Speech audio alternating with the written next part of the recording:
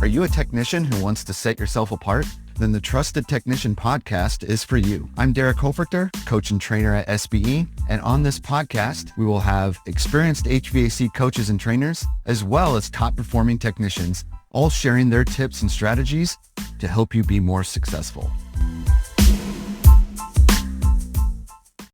Welcome back to another episode of the Trusted Technician podcast. I'm Coach Derek at SBE, and today's guest is Jason. Jason is with Andersen Heating Cooling in North Carolina. Jason, thanks for being on the podcast. Oh man, you're quite welcome. It's actually an honor. Thank you.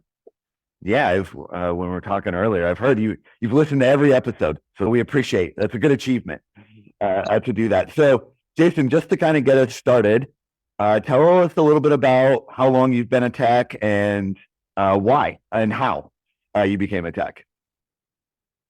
Well, the why probably wasn't my choice. I was actually kind of forced into it by my mom. My mom and stepdad ran an AC company for about 40 something years in Georgia. So I roughly started right around 16. I was the gopher. I literally ran parts and took out garbage. And I've been in it for roughly 27, 28 years. So that's how it all started. Wow. What do you enjoy the most about it? So maybe you were forced into it, family ties, but you've stayed with it. So what is it that you enjoy the most about it? Well, I stayed with it for a couple of reasons. One, my mom made sure that I stayed with it, right? Even though I wasn't super happy about being with it at first. So I was a cook for a long time. I worked in a kitchen for 14 years and I did full-time AC and part-time cooking too at the same time. Eventually my mom told me, she goes, you know what, if you actually stick with this and you put your mind to it and you do the things that I'm telling you to do, you'll make more money in AC and you won't ever have to go do that other job anymore. And honestly, man, I mean, like, she was 100% correct. Right. So it didn't happen the next day. It didn't happen the next week, but it did happen. And I was making way more money than I was cooking, which I like cooking. Still cook today. Good skill to have. What do you find to be the most challenging aspect of being a HVAC tech? I mean, you deal with all kinds of conditions, whether you're talking the customer itself, right?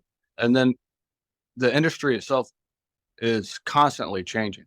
So you've got brand new products, you've got new parts, new thermostats, new outdoor, whatever, right? There's always something new that's changing. That's one thing I like about this business is that, once you think you know it all, you don't know nothing. That's true. And over the time that you've been a tech, you've had that experience. I'm sure what maybe was a little easier now is maybe harder. Some things that maybe in the past were harder now are easier with technology and other tools. But overall, just like kind of looking at that time period that you've been doing it, what have you seen that has changed the most that's maybe affected your ability to be a tech? And a positive?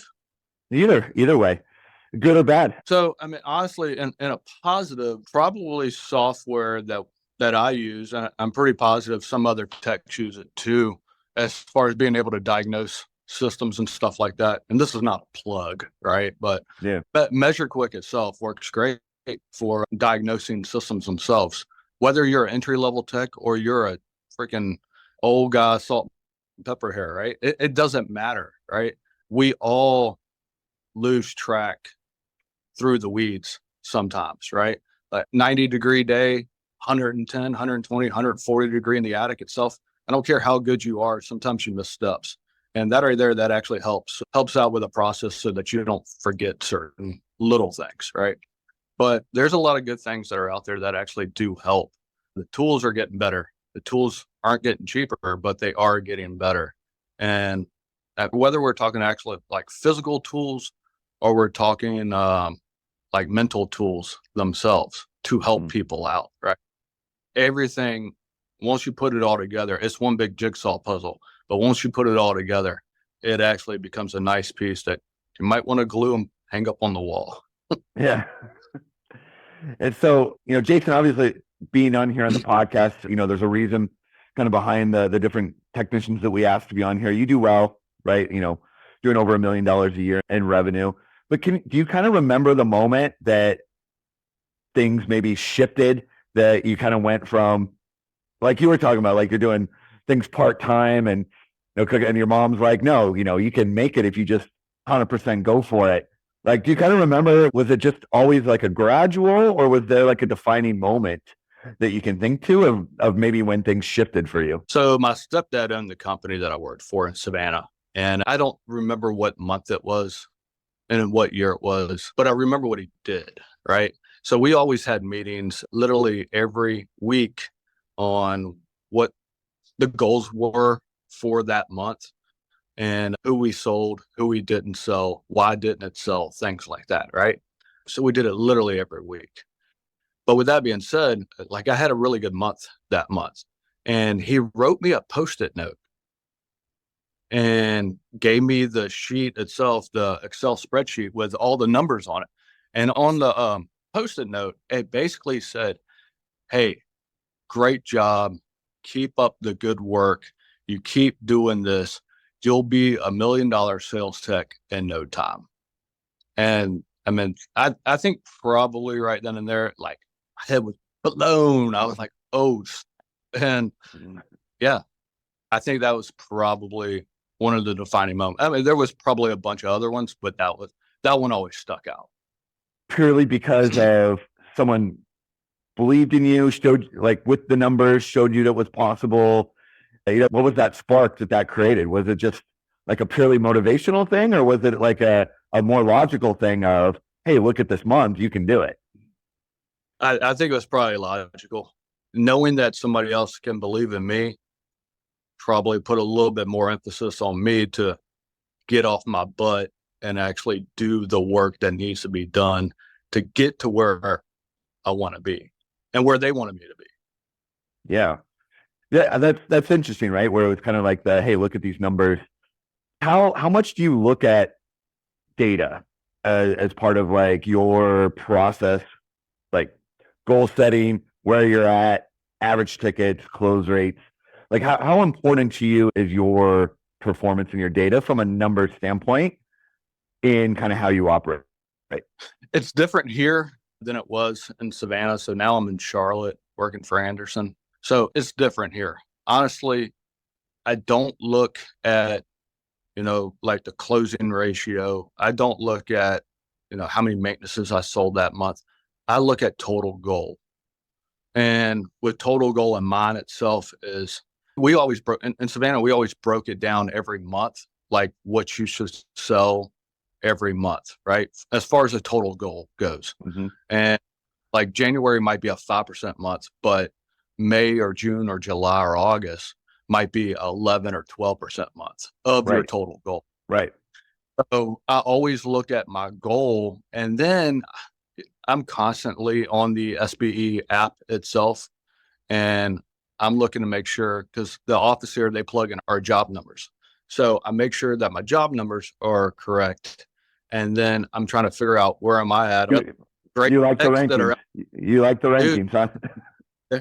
Yeah, I'm always looking, right? And I'm like, oh man, I'm 1 or 2 jobs away from beating this guy, right? Or whoever, right? It doesn't matter. So I'm constantly in competition with myself to beat other people that they didn't even know that I was in competition against. So you're motivated by competition, whether itself or just seeing the rankings move, that motivates you. I'm an identical twin, and yes, I've been in competition my whole life. Okay. And when we got in trouble, my dad would literally put boxing gloves on us and say, have at it. Right? Yeah. I always find that interesting because as humans, we're all motivated. Like there's no such thing as a human that's not motivated. We're all motivated by something. It's just always interesting to me how we're motivated differently. Because like I know some of the top techs who do not want to look at it. They don't want to look at the rankings.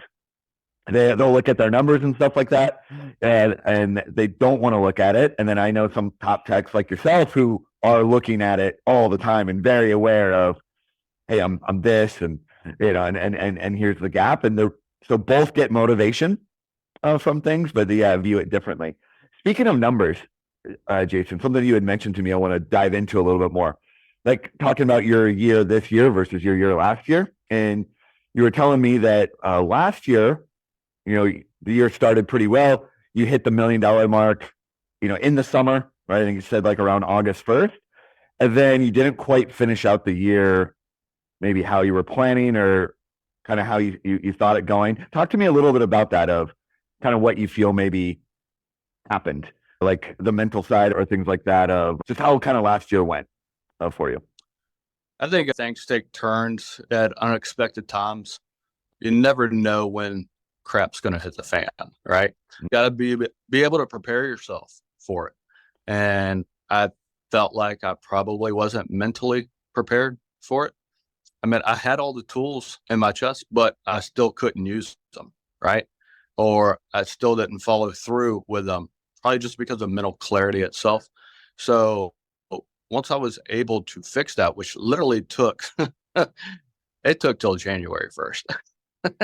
But Honestly, it is more of a spiritual thing, right? Mm. So, like I said, I live in Charlotte. My parents still live down in Savannah. I met my youngest sister at my dad's house, and she told me, I told her, we just had a conversation, right? And I said, no, I don't have a Bible. And she's like, wait, what? I said, yeah, I don't have a Bible. And she's like, oh my goodness. And like, she broke down in tears. It was watch. She was like, why don't you have a Bible? I said, well, I have one, had like my name engraved on it and everything like that. I just, in the move, I've lost it. I don't know where it's at. She goes, I've been praying she goes, first off, I have a Bible and I've been praying to God. I prayed last night to God about giving this Bible to somebody. Like, who should I give it to? And she's like, oh my goodness, I cannot believe this. Like, you just answered my prayer. Yeah. But not only that, it wasn't just the Bible itself that she gave me, right? She loaded it up with Post-it notes of certain scriptures to read when you're dealing with depression, when you're dealing with anxiety, when you're dealing with frustration, when you're dealing with anger. I read through all of them. Mm. And look, I said, after January 1st, man, like it hit. And I just went running after that. So, yeah, I mean, it's a spiritual thing too at the same time. So, yeah. So, you mentioned some things that I think everyone struggles with. And I know technicians in particular struggle with, you said anxiety, anger, depression. These are not fully understood things, right? That can really impact everything. So, everything from interactions with customers to how you're showing up to work. Like, kind of talk me through a little bit of how you felt it was impacting your ability to be a technician. honestly, I couldn't see the forest through the trees. I didn't realize that it was that bad, right? Mm. So like having my blinders on, like I couldn't see it. Everybody else could see it. I couldn't see it, but I could see it in the numbers, and I could see it in SBE on the app. So it just took some time, right? But once I was finally out of that rut, then it really started to showcase. And this year, like it started off slow this year. I was sitting in the 40s for a while. I'm now in the top 10 Yeah, you're having a good year. right? So being able to watch that stuff, like I had 2 months, 1 month I sold more than I've ever sold, but within a 2 month span, I made at least a third of my goal for the year. So I sold over like 500 something thousand in 2 months. Yeah, that's amazing. Where do your goals come from? Like how do you know how to set your goals for the year? What's that process? The office sets the goal itself. So the first year, I've been with this company. This will be the third year that I'm here. Yeah. And the first year I was here, I couldn't believe it either. The first year I was here, we weren't in SBE or anything like that. And the first year I was here, I sold over $1 million, which that's really hard to do for somebody that doesn't know the area, doesn't have any customer clientele, and doesn't know the company itself, and was able to. But I was like, holy crap, you got to be kidding me. But, as far as the numbers go, they were like, well, we think this is probably what you can do. So let's take a look at these numbers. And I said, okay, cool. Well, I'll beat those. I knew it in my head. I'll beat them. But then the next year, whatever I did the year prior, they raised it 10% on the goal. So they've done that every year. Okay. I know with like goal setting itself is kind of a art form, right? It's not, there's some science to it. There's some math that, that you can do. You can look at, number of calls, projected close rates, projected, all these things. But then there's also like an art to it as well. And I think this is actually something too, where it's kind of like how I was saying, some techs like to look at the ranking, some don't. I think some techs like stretch goals, that are really like, oh, wow, like that is a stretch, to get there. And some techs like goals that they know they can smash, right? Both might end up kind of at the same point. They just need their goal to motivate them differently. Do you kind of have a preference for goals? Like, do you want one that's like really a stretch to try to get to? Or do you want one that's kind of, doable and you're like, I'm just going to smash that goal? The one that's hard to smash, that's more of my personal goal. Okay. Right? Yeah. So like I have a work goal, right? And I need to be able to achieve this work goal itself. But in my head, I know, I'm I'm not looking at that number I'm looking at, right? You got a different number in your head. Trying to get, right? Yeah. So I have that goal in my head. I don't tell nobody about that. Yeah. Or so for the ones I know who like to smash it like that, or they're like, okay, that goal, but I'm going to try to do it by this date. Yeah. And that's what I did last year. Like when I hit the million August, I was looking at the numbers. I think it was like 750,000, somewhere right around there. And I think we had hit June, July, August. Yeah. June, mid-June, something like that. I was like, dude, I can hit this. Yeah. I can, right? Sometimes you can see the light at the end of the tunnel, and I was able to do it and not only see the light, actually make it through it, right? Yeah. That's like sweet. Yeah. But then it fell off. Yeah, right. That's funny. There was a technician I was talking to about this maybe like a year or so ago on the podcast, and he had done like, I think like 1.3 million. And I was like, what was your goal? And he was like 480,000. I was like, all right, come on, man. Like,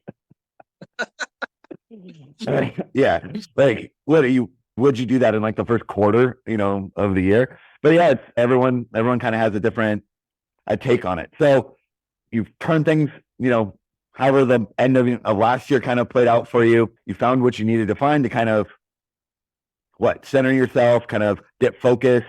What's your plan to keep that momentum and everything that you have? Like, what do you daily do, weekly do? Kind of give us an insight maybe into your routine, so to speak, as a tech.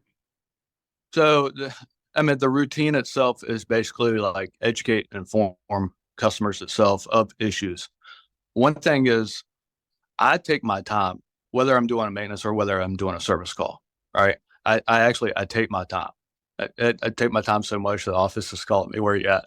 How much? But nonetheless, like I take my time because I need to be able to see if there's an issue, right? But not only be able to see if there's an issue, be able to convey it with the customer itself and then offer solutions. And that takes time to do. You're not going to be there for 30 minutes and walk out with a check for 10,000, 15,000 or whatnot, right? Mm-hmm. It takes time to do. So, yeah. The other thing, now that it's getting a little bit slower, I realize, and I realized this probably just 2 weeks ago, last week, I realized, hey, all right, now that it's slowing down, instead of just plugging our numbers into our software itself for like quotes and stuff like that, continue to do that, but also put pen to paper, right? And write the stuff back down like you were taught to do from the beginning, right? Like we used to have a physical calendar, right? Like ones that you would just hang up on the wall. And in the calendar itself, every single day, I would write whose house I was at and how much I sold, just the name and the price itself. And then I would tally that up at the end of the month itself. Or if I leads that didn't sell, I would go back through there. Now I use a notebook, so it's a little bit different. But also at the same time, like I'm writing back down these names. And I realized this happened last week. And I've had like 3 different leads. 2 of them have sold. One guy said, "Hey, look, I really do appreciate you coming out here, taking your time. Very, very good and highly recommended." He goes, "But I'm going to use my childhood friend that quoted me the job in the first place." And I told him, I was like, "Look, man, I understand that. It's no biggie.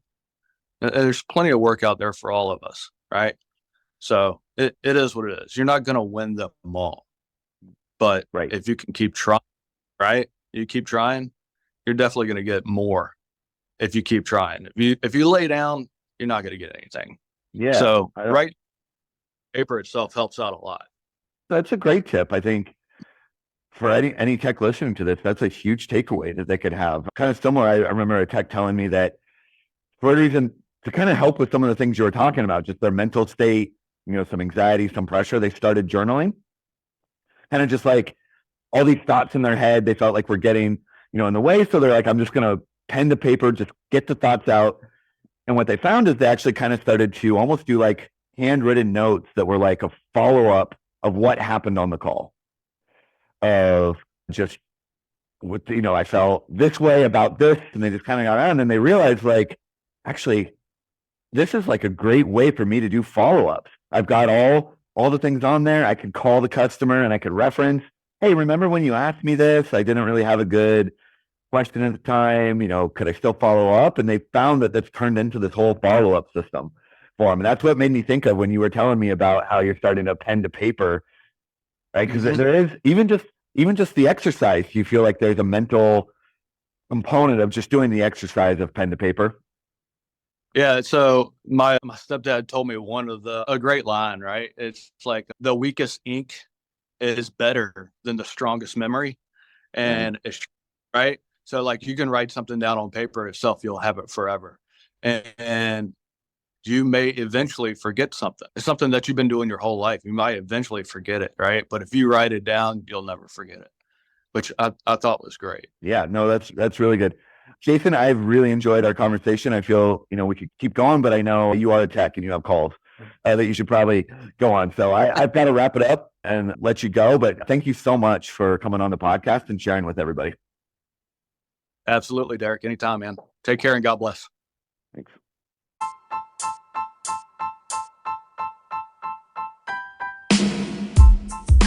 Thank you for listening to the Trusted Technician Podcast. If you would like to learn more about SBE, you can find us online at sbeodyssey.com.